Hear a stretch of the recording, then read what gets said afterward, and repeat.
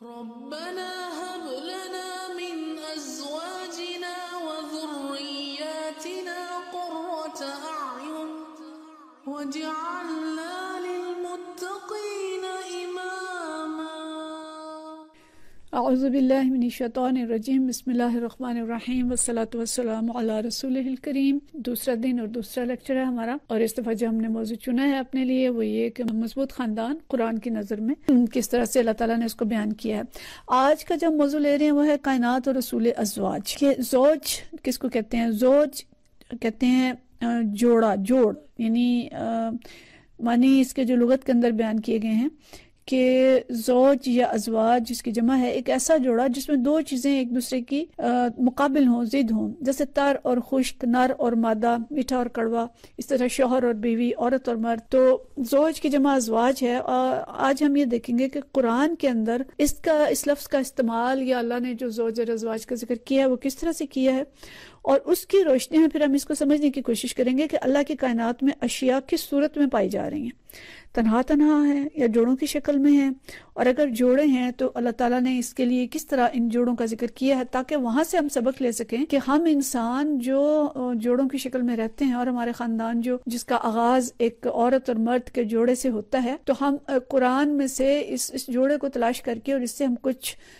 چیزیں اپنے لیے سمجھنے کی کوشش کریں کہ اللہ تعالیٰ نے کس طرح سے ان جوڑوں کا ذکر کیا ہے۔ تو سب سے پہلی بات جو سن کے آپ کو حیرت ہوگی کہ قرآن میں زوج اور ازواج اور زوجہا اور اس کے جو مختلف صیغے ہیں، اس کو جب میں نے دیکھا تو ان کا ذکر تقریباً 81 مرتبہ آیا ہے۔ ہم یہ پڑھتے ہیں کہ نماز کا ذکر 70 سے زائد مرتبہ ہے، تو گویا اس جوڑے کا ذکر، خاندان کا ذکر یہ 81 مرتبہ ہے، اور اس میں زیادہ تر جو ذکر ہے وہ انسان ہی کی مختلف جو کیفیتیں ہیں ان کے لیے ہے، کہ انسان جیسے آدم علیہ السلام کے لیے آیا زوج کا لفظ، ان کے لیے، ان کی بیوی کے لیے، مومنوں کے لیے آیا کہ وہ اور ان کے ازواج جو ہیں وہ جنت میں رہیں گے، اس طرح کے جو صیغے ہیں وہ زیادہ تر استعمال ہوئے ہیں۔ تو آئیے دیکھیں، ہم اس کو سمجھنے کی کوشش کرتے ہیں کہ قرآن میں کس طرح سے اللہ تعالیٰ نے اس کو بیان کیا۔ لفظ زوج کی تلاش میں جب میں نے قرآن کو کھولا تو مجھے پتا چلا کہ اس کا سب سے پہلا استعمال جو اللہ تعالیٰ نے کیا ہے وہ حضرت آدم اور حوا کے لیے کیا ہے، اور فرمایا بسم اللہ الرحمن الرحیم وَقُلْنَا يَا آدَمُ اسْكُنْ أَنْتَ وَزَوْجُكَ الْجَنَّةَ۔ یہ پہلا لفظ ہے قرآن کے اندر جو زوج کے بارے میں آیا ہے۔ اللہ تعالیٰ نے فرمایا کہ اے آدم، آپ اور آپ کی بیوی دونوں جنت میں رہیں۔ یعنی کائنات میں بہت کچھ جوڑوں کی شکل میں ہے، لیکن ترجیحاً اللہ تعالیٰ نے انسان ہی کا ذکر کیا، اور آدم علیہ السلام اور ان کا جوڑ حوا علیہ السلام کی صورت میں، اور پھر مختلف جگہوں پر جگہ جگہ اللہ تعالیٰ نے مختلف کیفیات میں انسان کے جوڑے کا ذکر کیا۔ اس کو ہم ذرا بعد میں دیکھیں گے۔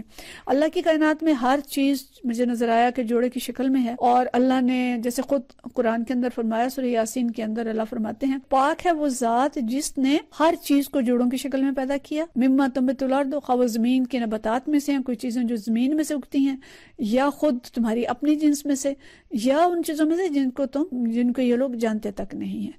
اور پھر اس کے بعد اللہ نے ذکر کیا اسی سورہ یاسین کے اندر کہ ان کے اوپر ایک نشانی رات اور دن ہے، یعنی یہ دونوں ایک دوسرے کے وہ آگے الٹ رات اور دن جوڑا آ گیا۔ اور پھر اللہ نے ذکر کیا سورج اور چاند، یعنی سورج اور چاند بھی ایک جوڑے کی شکل میں ہیں، اور دونوں کا ذکر انہی آیات میں آگے جا کے سورہ یاسین کے اندر اللہ تعالیٰ نے کیا۔ پھر اللہ فرماتے ہیں وَمِن كُلِّ شَيْءٍ خَلَقْنَا زَوْجَيْنِ لَعَلَّكُمْ تَذَكَّرُونَ، کہ اللہ تعالیٰ نے سورہ زاریات کے اندر یہ فرمایا کہ ہم نے ہر چیز جوڑوں کی شکل میں اسے بنایا، لَعَلَّكُمْ تَذَكَّرُونَ، شاید کہ تم سبق لو۔ ان آیات پہ غور کریں کہ اللہ تعالیٰ فرما رہا ہے کہ لعلکم تذکرون، میں نے ہر چیز کو جوڑوں کی شکل میں بنایا ہے اس لیے کہ تم سبق لو۔ لیکن ہمیں بات یہ سمجھ آتی ہے کہ کائنات کی نشانیوں پہ غور کرنے کی طرف اللہ تعالیٰ متوجہ کر رہا ہے کہ یہ کائنات ایک مدبر اور حکیم رب کی بنائی ہوئی کائنات ہے، اور اس کائنات میں ہر چیز اگر جوڑوں کی شکل میں ہے تو یاد رکھو کہ دنیا کا جوڑ بھی آخرت ہے، اور دنیا میں ایک ذمہ دارانہ طرز سے زندگی گزارو، آخرت کی تیاری کرو، اللہ کی ہدایات اور اس کی وحدانیت کو تسلیم کرو، اس کے قوانین کو مانو، اور اس کی رضا حاصل کرنے کے لیے تیزی دکھاؤ۔ اس سے اگلی ہی آیت بڑی پیاری آیت ہے جس میں اللہ تعالیٰ فرماتے ہیں کہ فَفِرُّوا إِلَى اللَّهِ، کہ دوڑو اللہ کی طرف. کہ تم پڑھ رہے ہو قرآن، تم یہ زوجین کا سبق ہی سیکھ رہے ہو، تم خاندان کے بارے میں پڑھ رہے ہو، تو جان لو کہ اللہ نے ہر چیز کو جوڑوں کی شکل میں بنایا ہوا. مِن كُلِّ شَيْءٍ خَلَقْنَا زَوْجَيْنِ، اللہ خود فرما رہا ہے ہر چیز کے میں نے جوڑے بنائے ہیں. تم سبق حاصل کرو، اپنے جوڑوں کو بھی دیکھو، اپنے خاندان اور ازواج کی بھی فکر کرو، اور دنیا کے جوڑے آخرت کو بھی یاد رکھو، اور تیزی سے میری طرف آؤ. یعنی نیکی کا کوئی کام ملتا ہے تو اس کو تیزی سے کرو، اطلال سے کام نہ لو، جلدی جلدی کرو. اور سورہ نجم، سورۃ الانعام، سورہ نحل، سورہ شعراء، سورہ لقمان، سورہ زمر، بہت سی صورتوں کے اندر. اب میرے پاس اتنا وقت نہیں ہے کہ میں سب آیات پڑھ سکوں. اللہ نے فرمایا میں نے مذکر اور مؤنث کے جوڑے بنائے، میں نے جانوروں کے جوڑے بنائے. جانوروں میں سے اللہ نے سورہ انعام کے اندر بالکل گنا کہ 8 نر اور مادہ جو ہیں وہ چوپایوں میں سے، اور اتنے جو ہیں وہ دوسرے جانوروں میں سے. پھر نباتات کے بنائے، رات اور دن کو جوڑا بنایا، روشنی اور اندھیرا، میٹھا اور کھارا پانی، علم اور جہالت، زندہ اور مردہ، پھلوں کے جوڑے. اور ان جوڑوں کا سب سے زیادہ ذکر جو میں ملتا ہے نا وہ سورۃ الانعام اور سورۃ زمر کے اندر ملتا ہے. پڑھیے گا ان کو. اور سورۃ زمر میں تو خاص طور پہ اللہ تعالیٰ نے ایک ایک جوڑے کا ذکر کر کے اس کے بعد اس سے ملنے والے سبق کا ذکر کیا کہ زندہ اور مردہ برابر نہیں ہے. تو تم سوچو کہ تم زندوں میں ہو کہ مردوں میں ہو، تم کس میں ہو، اپنے لیے جائزہ لو. علم اور جہالت برابر نہیں ہے، اور توحید اور شرک برابر نہیں ہے. پھر اسی طرح سورہ زخرف میں اللہ تعالیٰ فرماتے ہیں کہ وَالَّذِي خَلَقَ الْأَزْوَاجَ كُلَّهَا، کہ اللہ نے ہر چیز کو جوڑوں کی شکل میں پیدا کیا ہے. اللہ کی کائنات میں ہر چیز جوڑوں کی شکل میں ہے، اور انسان کے لیے بھی اللہ تعالیٰ نے یہی نظام پسند کیا، جوڑے کی شکل بنائی. اور اللہ تعالیٰ نے سورہ نساء کے اندر تمام انسانوں کو مخاطب کر کے فرمایا یا ایھا الناس، کہا ہے کہ میں نے تم سب کو ایک انسان سے پیدا کیا، پھر اس کا جوڑا بنایا، پھر اس میں سے بہت سے مرد اور عورتیں دنیا کے اندر پھیلا دیے. تو وہاں بھی اللہ نے فرمایا کہ اللہ سے ڈرو، اللہ تمہارے اوپر نگران ہے، رقیب ہے. تو ہر آیت کے ساتھ اللہ تعالیٰ نے ایک سبق آموز نصیحت بھی ہمیں کی ہے کہ جوڑے تو ہیں مگر تم اس سے نصیحت کیسے حاصل کرو. سورہ رعد کے اندر اللہ تعالیٰ نے فرمایا کہ تمام انبیاء جو تھے یہ بھی ازواج اور اولاد رکھتے تھے، ایک آدھ کے استثناء کے سوا باقی سب جو ہیں وہ ازواج اور اولاد رکھتے تھے. اور سورہ مومن کے اندر بڑی ہی پیاری آیات ہیں کہ حاملین عرش جو فرشتے ہیں وہ انسان کے لیے دعائیں کرتے ہیں کہ اے اللہ مومنوں کو اور ان کی اولادوں کو بخش دے، ان کے مومنوں کو، ان کی ازواج کو اور ان کی اولادوں کو بخش دے. یعنی وہ پورے خاندان کے لیے دعا کرتے ہیں. اور جنت کا ہمیں پتہ چلتا ہے کہ اللہ تعالیٰ اسی سورہ یاسین میں فرماتے ہیں ہم وازواجہم فی ظلال علی الارائک متکئون، کہ وہ اور ان کے جوڑ یعنی ان کی بیویاں یا ان کے شوہر یہ قیامت والے دن گھنے سایوں میں ہوں گے، مسندوں پر تکیے لگائے ہوئے، ہر قسم کی لذیذ چیزیں کھانے پینے کو ان کے لیے وہاں موجود ہوں گی. جو وہ طلب کریں گے وہ ان کو مل جائے گا، ان کے لیے حاضر ہوگا. سلام قولا من رب الرحیم، اور رب رحیم کی طرف سے انہیں سلام پیش کیا جائے گا. یعنی انسان کے لیے اللہ نے دنیا میں بھی جوڑ بنائے، اور جنت میں بھی فرمایا کہ جنت کا مزہ بھی زوج اور ازواج کے بغیر نہیں ہوگا. اور ہم جنت ایسی چاہیں گے جس میں ہمارے شوہر اور شوہروں کے لیے ان کی بیویاں اور ہمارے بچے اور ہمارے اہل خاندان ہمارے ساتھ ہوں. یہی نہیں ہے بلکہ اللہ نے فرمایا فیہا من کل فاکہۃ زوجان، اور جنت میں جو پھل ہوں گے نا یہ بھی جوڑوں کی شکل میں ہوں گے. کوئی کم یعنی ان کی شکلیں جوڑوں کی شکل میں ہوں گی. آم ہوں گے تو 2 قسم کے ہوں گے، بالٹے ہوں گے تو 2 قسم کے ہوں گے. ہر چیز جو ہوں گی ان کی مختلف قسمیں ہوں گی، ایک سے ایک اعلیٰ قسم ہوگی. اور صرف یہی نہیں، اللہ نے فرمایا سورہ صاد کے اندر کہ دوزخ میں جو عذاب ہوں گے وہ بھی اسی طرح 2 قسم کے ہوں گے، ان کے بھی ازواج ہوں گے. تو یہ سب آیات جو ہیں یہ دنیا میں اصول تزویج اور آخرت میں اور جنت میں اور دوزخ میں بھی جوڑے اور خاندان کے نظام کی اہمیت پر دلالت کرتی ہیں.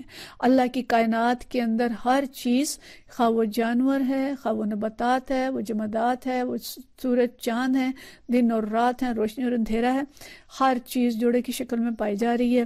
اور فطرت انسانی بھی ظاہر ہے اللہ نے بنائی ہے، یہ کائنات سے ہم آہنگ بنائی ہے. اور اگر ہم غور کریں تو نظام ازواج جو ہے یہ پوری کائنات کے اندر جاری و ساری ہے. آج اگر انسان یہ کہتا ہے کہ میں شادی کے بغیر رہ لوں گا اور میں اکیلا رہنا چاہتا ہوں اور میں اپنی مرضی کرنا چاہتا ہوں، یا جوڑ میں جیسے چاہوں بناؤں ویسے کیوں بناؤں جیسے اللہ نے کہا، تو انشاءاللہ اگلے درس میں ہم اس کو بھی دیکھیں گے کہ کس طرح کا نظام اللہ نے ان جوڑوں کے لیے بنایا اور کن چیزوں سے بچنے کا ہمیں خاص طور پہ حکم دیا اور کیا اپنانے کا حکم دیا۔ اگلا موضوع ہمارا انشاءاللہ یہ ہوگا کہ آدم علیہ السلام کو جب دنیا میں بھیجا تو کیا کہہ کے بھیجا، کیا ہدایات دے کے بھیجا۔ لیکن آج جو ہم نے یہ دیکھا کہ ہر چیز اگر جوڑے کی شکل میں ہے تو یہاں ہمیں یہ بھی پتہ چلتا ہے کہ یہ جوڑا جو ہے یہ ایک دوسرے کی تکمیل کرتا ہے۔ اب ہم 3-4 اصول اس سے نکلتے ہیں، اس کو ہم غور کر لیں کہ جوڑے جو اللہ نے بنائے ہیں یہ ایک دوسرے کا کمپلیمنٹ ہے، یہ ایک دوسرے کے لیے لازم اور ملزوم ہیں، ایک دوسرے کی تکمیل کرتے ہیں۔ ایک نہ ہو تو دوسرے کی کوئی اہمیت نہیں رہتی، کہ اگر دن نہ ہو تو رات کا کسی کو پتہ چلے، اگر ہمیشہ رات ہوتی تو کسی کو پتہ ہی نہ چلتا کہ کوئی دن بھی ہوتا ہے، اور اگر ہمیشہ دن ہوتا تو کسی کو پتہ نہ چلتا کہ رات بھی ہوتی ہے اور کوئی ایسی چیز ہے جس میں اندھیرا بھی ہوتا ہے۔ اور علم نہ آتا تو جہالت کا کس کو پتہ چلتا، جاہل دنیا ہمیشہ جاہل رہتی، علم آیا روشنی ہوئی تو پتہ چلا کہ جہالت بھی کوئی چیز ہے۔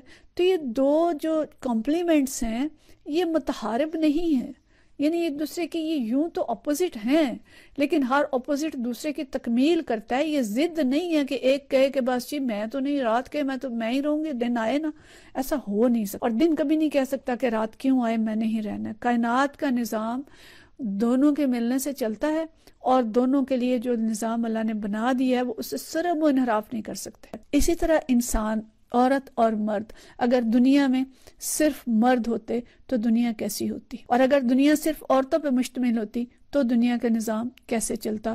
دونوں کو اللہ نے ایک دوسرے کا لازمی حصہ بنایا ہے، اسی لیے کہتے ہیں بیٹر ہاف، کہ ایک دوسرے کا نصف، بہتر نصف۔ یہ بہتر نصف کیوں ہے کہ عورت نہ ہو تو مرد کی تکمیل نہیں ہو سکتی اور مرد نہ ہو تو عورت کی تکمیل نہیں ہو سکتی۔ اللہ کے نزدیک دونوں برابر ہیں اور اللہ نے دونوں کو ایک دوسرے کو کمپلیمنٹ بنایا ہے۔ یہ نہیں کہہ سکتے ہم کہ بس جی میں تو عورت ہوں تو میں مردوں کی صف میں شامل ہو جاؤں تو میں میرے لیے بہتر ہوگا۔ نہیں، مجھے عورت بنایا اللہ نے تو مجھے عورت ہی کی حیثیت میں اس کا کمپلیمنٹ بنایا ہے، اور اس کو مرد بنایا تو اس کو مرد ہی کی حیثیت میں عورتوں کا کمپلیمنٹ بنایا ہے۔ تو دونوں کی صلاحیتیں اس طرح کی ہیں کہ ایک کو کچھ صلاحیتیں دیں، دوسرے کو کچھ دیں، دونوں ملتے ہیں تو انسانی زندگی کی تکمیل ہوتی ہے۔ دونوں مل کر اللہ کا منشا پورا کرتے ہیں، دونوں مل کر اللہ تعالیٰ کا جو نظام ہے اس کی تکمیل کرتے ہیں۔ اور سورہ تکویر کے اندر تو بڑے خوبصورت نقشہ، اگرچہ وہ خوفناک نقشہ ہے لیکن دنیا کے لحاظ سے اگر ہم دیکھیں کہ اللہ نے فرمایا وَإِذِ النُّفُوسُ زُوِّجَتْ، کہ وہ دن جب روحوں کو جسموں کے ساتھ جوڑا جائے گا، روح کو بدن سے جوڑنا، اس کو زوجت یعنی جسم اور روح کا جوڑ اللہ تعالیٰ نے یہاں پہ، یہ جو تزوج ہے یہ روح اور جسم کا ہے۔ تو یہ کیسی مثال اللہ نے دی ہے کہ انسان کا یعنی جو زوج کے ساتھ تعلق ہے وہ روح اور بدن کا تعلق، اور میرا خیال ہے اس سے اچھی مثال انسانی دنیا میں تو ہم سمجھ نہیں سکتے۔ اللہ کی دنیا ہے، اللہ نے خود دی ہے کہ عورت اور مرد کا تعلق بھی پھر روح اور جسم کا ہونا چاہیے، خاندان کا آپس کا تعلق روح اور جسم کا ہونا چاہیے کہ دونوں کمپلیمنٹ ہوں گے۔